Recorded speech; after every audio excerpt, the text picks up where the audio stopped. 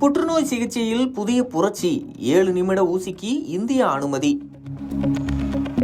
புற்றுநோய்க்கான சிகிச்சையில் நேரத்தை மிச்சப்படுத்தும் பொருட்டு எளிமையான ஒரு புதிய ஊசி மருந்தை இந்திய சந்தையில் கொண்டு வர சுவிஸ் மருந்து நிறுவனமான ரோஸுக்கு மத்திய அரசு அனுமதி அளித்துள்ளது. இந்த மருந்துக்கான 4வது கட்ட மருத்துவ பரிசோதனைகளை இந்தியாவில் நடத்த இந்த அனுமதி வழங்கப்பட்டுள்ளது. அடசோலிசுமாப் என்ற இந்த ஊசி மருந்து புற்றுநோய் சிகிச்சையின் செயல்முறையை முற்றிலும் மாற்றியமைக்கும் என்று எதிர்பார்க்கப்படுகிறது.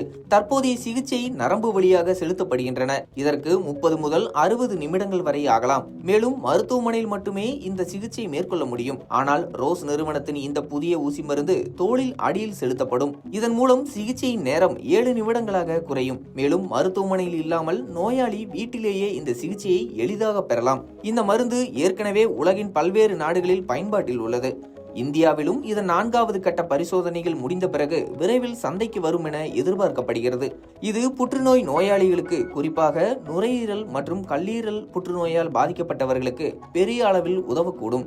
இது சிகிச்சை நேரத்தையும் செலவுகளையும் கணிசமாக குறைக்கும் என்று கூறப்படுகிறது.